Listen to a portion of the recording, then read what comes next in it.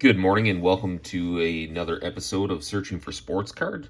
This is just going to be a quick video. Over the past month or so, I've picked up a handful of cards at card shows, some cards off of eBay, a couple gifts in here that I received. So we'll just take a quick peek at those and we'll get you off to your work week here on this fabulous Monday. I'm on vacation for 8 days, so hopefully I can get some content created and keep this steady uploads coming for you guys. But without further ado, we're going to take a look at these two guys right here. First glance, you'd say those are 75 Topps Robin Yount rookie cards. I bought a lot of two of these on eBay. We'll zoom in there.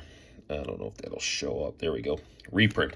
These are reprints. More on these later, but long story short, my buddy James and I, we do a lot of collecting together. We're both huge Robin Yount fans, so I bought those as a little bit of a troll for James. I was going to taunt him with those, telling him that I got him a Robin Yount rookie card and then present him with the reprint and then give him the real deal when the actual one came back from grading.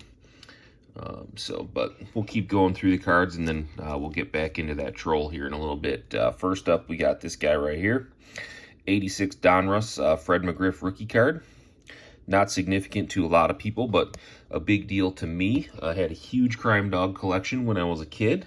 I'm hoping he's going to make the Hall of Fame here. I think he's up in December on the vote, so let's do the right thing, get him in. I feel like we're unjustly punishing the Crime Dog because he's like 7 home runs short of 500, but definitely belongs in there.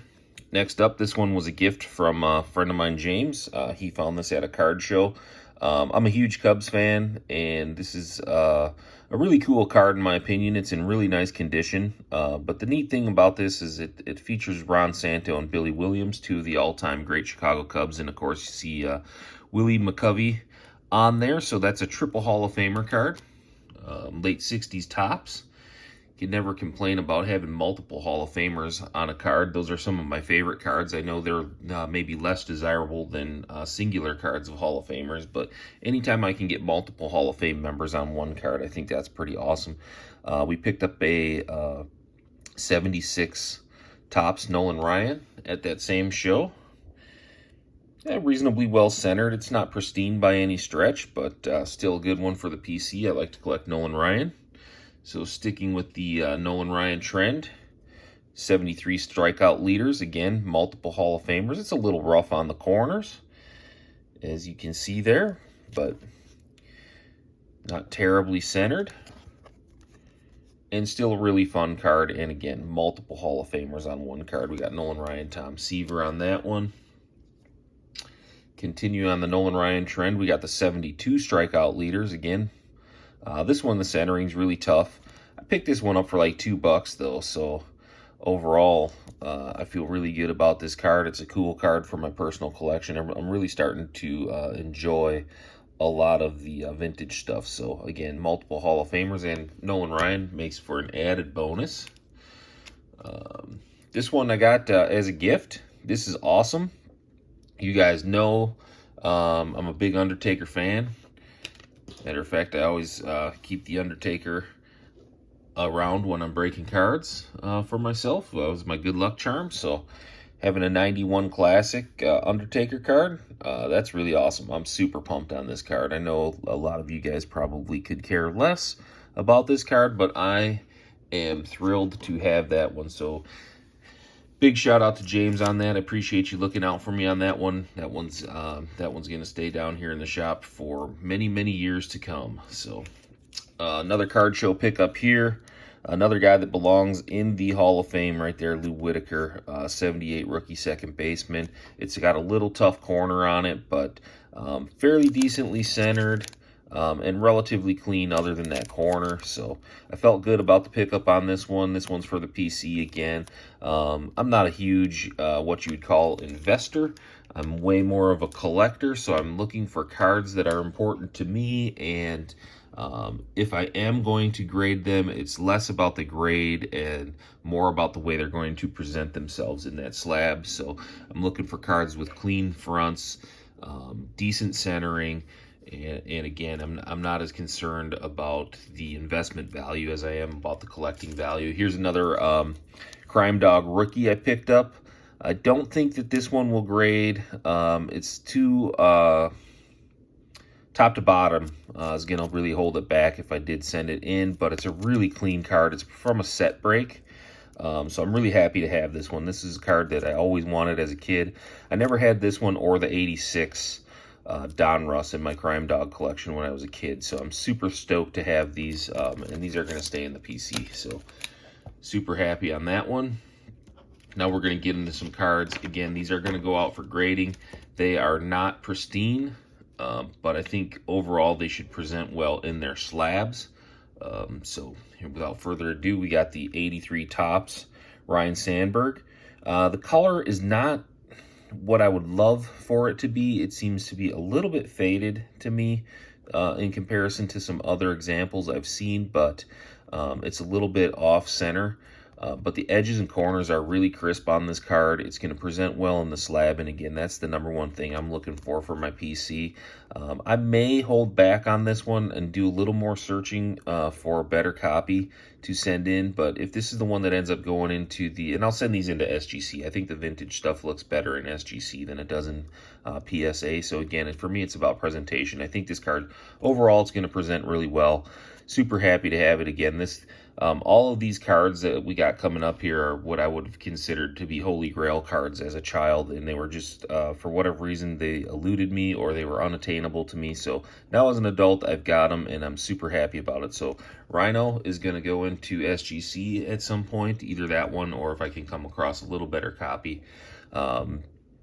This one is definitely going in. It is the Andre Dawson rookie card. I picked this up at a card show. The edges are clean, corners are relatively sharp on it, centering is good. It does have one small blemish right above my thumb there on the back. That's going to probably hold back the number a little bit, but again, for my collection, I'm looking for cards that are going to present well and not really presenting the back of the card. So super happy about that one. Next up, we got the Gold Cup Andre Dawson. Really good centering, really good edges on this one. I got this one probably at a fair value, maybe a little bit under. This card's going to get held back when it gets sent in because you can see we got the little printing blemish right there in the R, and they're going to murder me on the back for this card, I'm kind of assuming. But again, the front of the card presents really well. Super happy to have this one, and it's going to look great in that SGC slab. Now, back to the Troll. What I have here are 3 different copies of the 75 Topps. These are the real deal. You can see, though, they're all going to grade a little different. The coloration, this one is significantly more faded than the others, but the actual photo is cleaner. They've all got some issues. They're not going to come back with, I'm hoping, my goal for this was to get myself and James a card that would grade out somewhere between the 4 and the 6 range. I do think I've accomplished that. This one's a little off-centered, and it's got a little bit of a tough corner up here on the right. And again, the back is also off-centered. But overall, I think this is a great representation of this card, and I think it's going to do just fine at SGC. Like I said, I was looking for something in the 4 to 6 range, something that would be affordable, but also something that would present really well.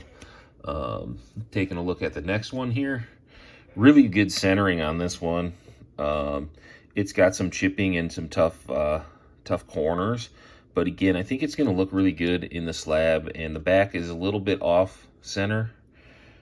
But overall, this card on the front, I think, again, for me, it's about how it's going to look in that slab, because these are long-term. These are collection pieces. They're not investments. I'm not going to flip them. They're not going to go for sale. And last but not least, I picked up this one. I was trying to pick up a couple of, maybe 3 examples and see where we land. This one, it's a little bit off-centered.